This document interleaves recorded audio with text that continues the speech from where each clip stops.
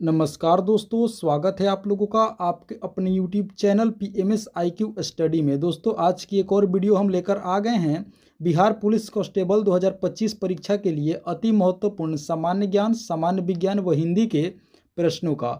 दोस्तों, सभी प्रश्न बहुत महत्वपूर्ण होने वाले हैं आगामी बिहार पुलिस कांस्टेबल 2025 परीक्षा के लिए। तो आप लोगों से एक रिक्वेस्ट करूंगा कि आप लोग इस वीडियो को अंत तक जरूर देखें, वीडियो को बिल्कुल भी स्किप न करें और सभी प्रश्नों को अच्छे से समझें, ताकि दोस्तों आप लोगों को बिहार पुलिस कांस्टेबल परीक्षा में काफ़ी मदद मिल सके। आइए दोस्तों, वीडियो को शुरू करते हैं।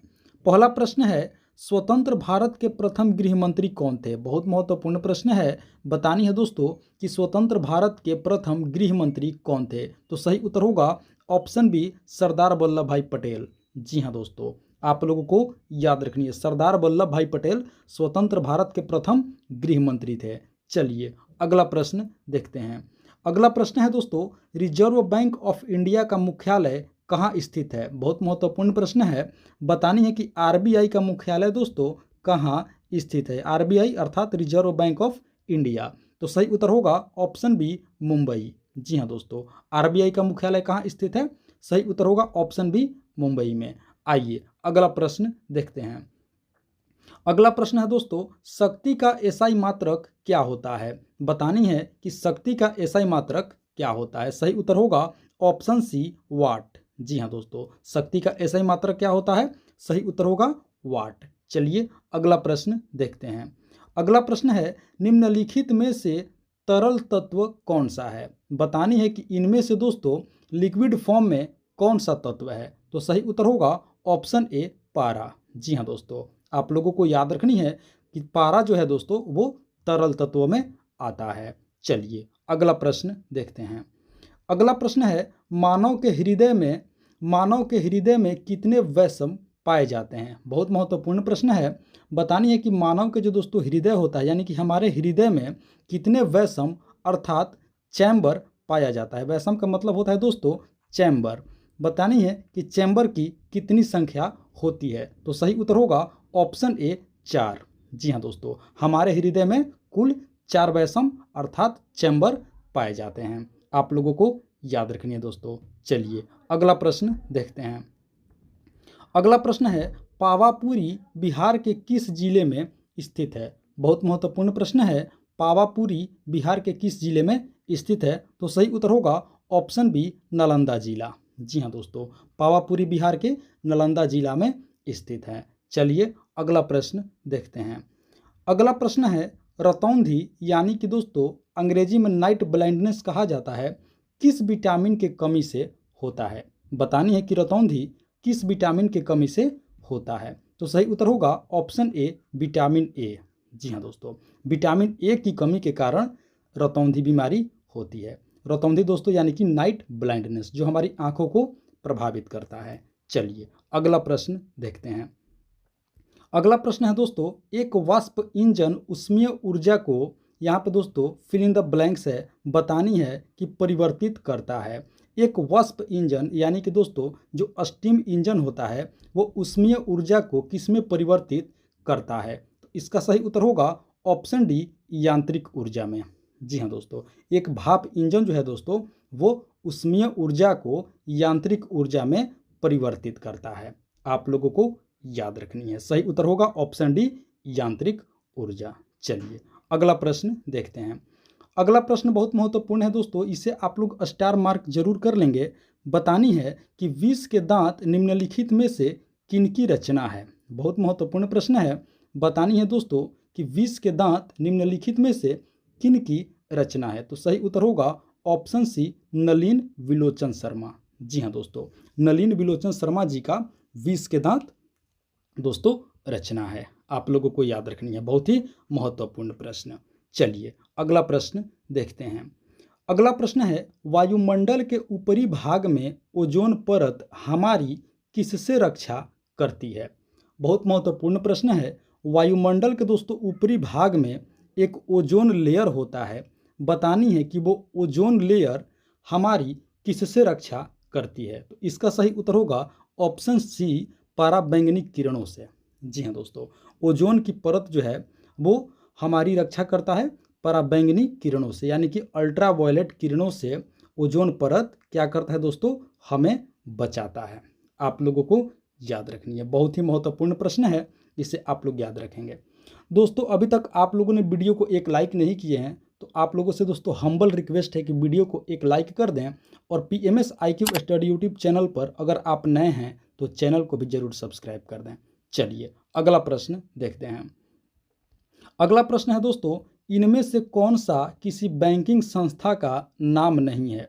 बतानी है दोस्तों कि ये चारों में से कौन सा किसी बैंक का नाम नहीं है। तो इसका सही उत्तर होगा ऑप्शन डी, सेबी। जी हाँ दोस्तों, सेबी क्या है, ये भारत सरकार की एक संस्था है दोस्तों, ये किसी बैंक का नाम नहीं है। सेबी एक भारत सरकार की संस्था है जिसका पूरा नाम होता है दोस्तों security exchange board of India. तो हमारा सही उत्तर होगा ऑप्शन डी, सेबी। चलिए अगला प्रश्न देखते हैं।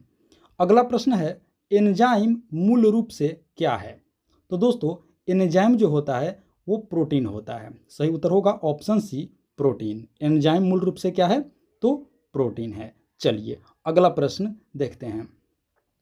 अगला प्रश्न है दोस्तों, एनिमल फार्म पुस्तक के लेखक कौन हैं। बतानी है कि एनिमल फार्म नामक पुस्तक के लेखक कौन हैं। तो सही उत्तर होगा ऑप्शन बी, जॉर्ज ऑरवेल। जी हाँ दोस्तों, आप लोगों को याद रखनी है एनिमल फार्म पुस्तक के लेखक कौन है। सही उत्तर होगा ऑप्शन बी, जॉर्ज ऑरवेल। चलिए अगला प्रश्न देखते हैं। अगला प्रश्न है, भारत में सबसे अधिक कॉफ़ी उत्पादन करने वाला राज्य कौन सा है। बहुत महत्वपूर्ण प्रश्न है दोस्तों। बतानी है कि कॉफ़ी उत्पादन करने में भारत का अग्रणी राज्य कौन सा है। तो सही उत्तर होगा ऑप्शन बी, कर्नाटक। जी हाँ दोस्तों, कर्नाटक जो है भारत का सबसे अधिक कॉफ़ी उत्पादन करने वाला राज्य है दोस्तों। चलिए अगला प्रश्न देखते हैं। अगला प्रश्न है, गुब्बारे में किस गैस का प्रयोग किया जाता है। तो सही उत्तर होगा ऑप्शन ए, हीलियम गैस का। जी हाँ दोस्तों, आप लोगों को याद रखनी है गुब्बारे में दोस्तों हीलियम गैस का प्रयोग किया जाता है। हीलियम गैस को दोस्तों एच से संदर्भित किया जाता है। आप लोगों को यह भी याद रखनी है एच से हीलियम गैस को सूचित किया जाता है। चलिए अगला प्रश्न देखते हैं। अगला प्रश्न है, विद्युत धारा मापने के लिए किसका प्रयोग किया जाता है। बहुत महत्वपूर्ण प्रश्न है। बतानी है दोस्तों कि इलेक्ट्रिक करंट को मापने के लिए किसका प्रयोग किया जाता है। तो सही उत्तर होगा ऑप्शन ए, एमीटर का। जी हाँ दोस्तों, एमीटर का प्रयोग किया जाता है विद्युत धारा अर्थात इलेक्ट्रिक करंट को मापने के लिए। चलिए अगला प्रश्न देखते हैं। अगला प्रश्न है दोस्तों, जिन की खोज किसने की थी। बहुत महत्वपूर्ण प्रश्न है। इस प्रश्न को आप लोग दोस्तों स्टार मार्क कर लेंगे। बहुत महत्वपूर्ण प्रश्न है, मोस्ट रिपीटेड प्रश्न है दोस्तों। बतानी है कि जिन की खोज किसने की थी। सही उत्तर होगा ऑप्शन बी, जोहानसन ने। जी हाँ दोस्तों, आप लोगों को याद रखनी है जोहानसन ने सन 1909 ईस्वी में दोस्तों जिन की खोज की थी। आप लोग यह भी याद रखेंगे कब खोज की थी, तो सन 1909 ईस्वी में। ये आप लोगों को याद रखनी है, जिन की खोज जोहानसन ने की थी सन 1909 ईस्वी में। चलिए अगला प्रश्न देखते हैं। अगला प्रश्न है, हिंदी से है दोस्तों।